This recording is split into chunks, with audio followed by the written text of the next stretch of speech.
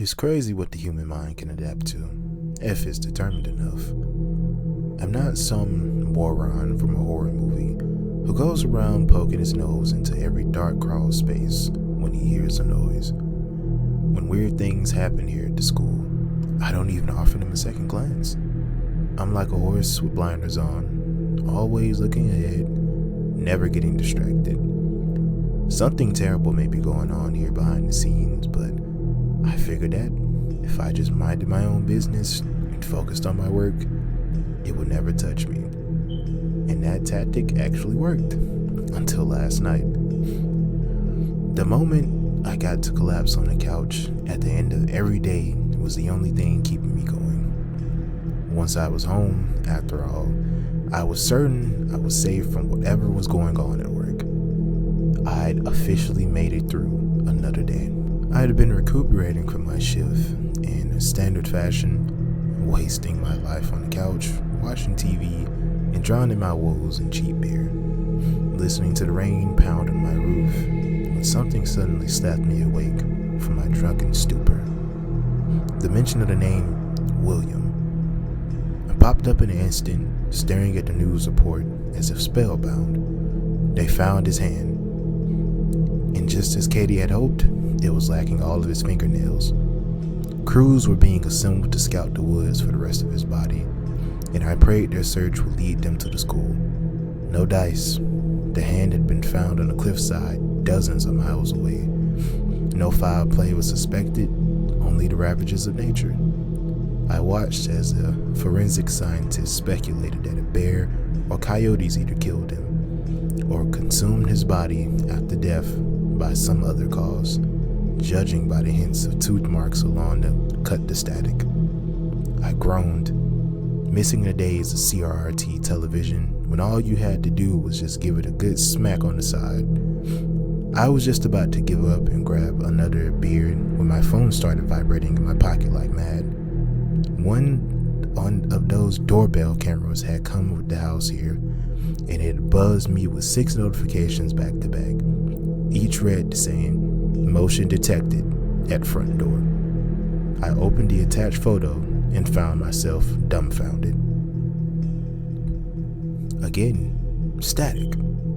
It looked exactly like the black and white dominating my TV screen. I didn't even know those cameras could malfunction in that way. I tried to push the growing unease aside as I flicked through the photos, each as distorted as the last. Was a salesperson at the door or something? If so, why wouldn't I hear any knocking? And then I reached the 6th picture and gasped with a shock that I dropped my phone. It was an eye. A single eye, red and veiny and bloodshot, piercing through the static, with pupils so dilated that his iris looked almost completely black. It was as if somebody was pressing their face directly against my door camera just to stare back at me through my own screen, like they were peeking through a keyhole. I stared at my phone on the ground, my heart seizing in my chest.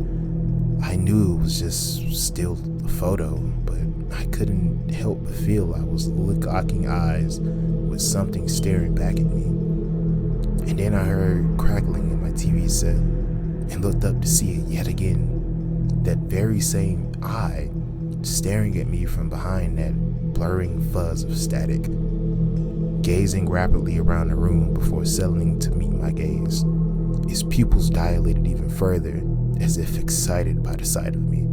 And then came a crash and a roar that shook my home, and I screamed and fell to the floor, sure some demon was charging towards me, but it was only a bolt of lightning crashing down right outside of my door. And my TV screen burnt out, every light in my home flickering and dying, a terrible silence and darkness settling upon my living room. With trembling hands, I reached for my phone to flick on its measly little flashlight.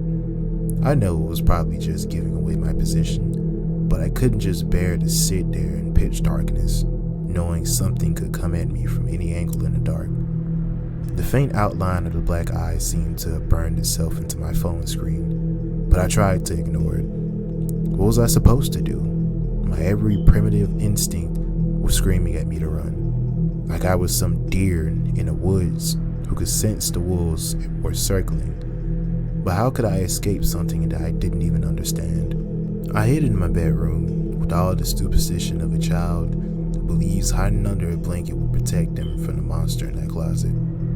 Staring at my door and clutching my baseball bat like it would do anything. The static returned, outside this time. At first I thought it was just the rain beating against my two windows, but I then turned and saw a hint of white light pouring through the glass.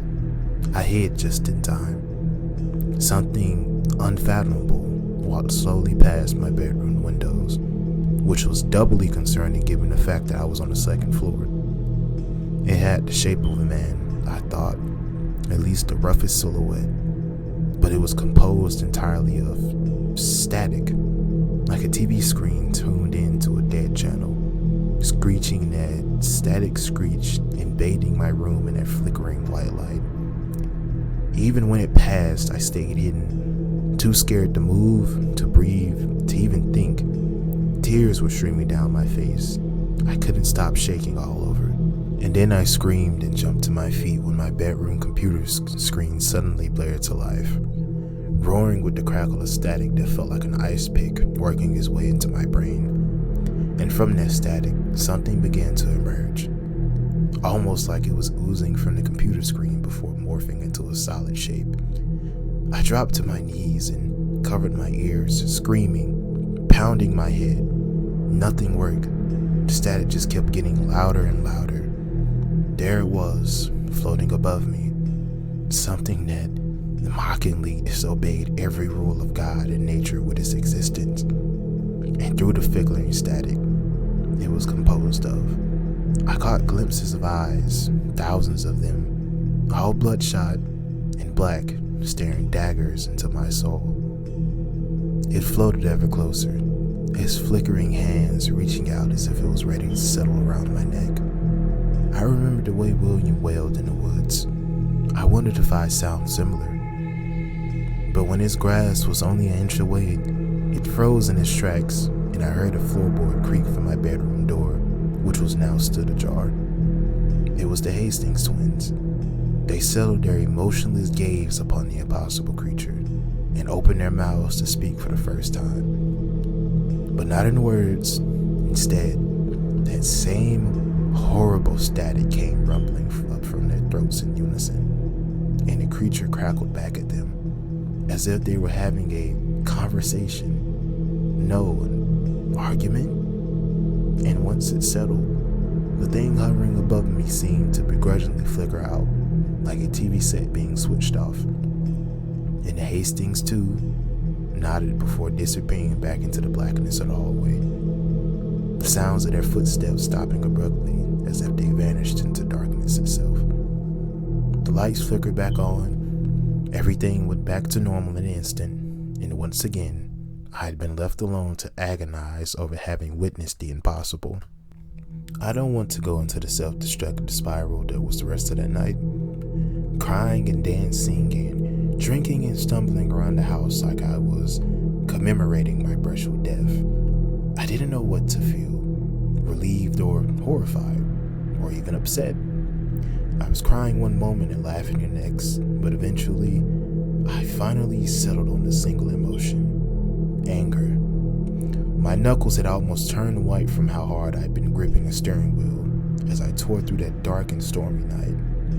I slammed my brakes in front of the school and looked up at it with a swirling, shrunken hatred. And there, a faint light from the headmistress's office, just like there always was.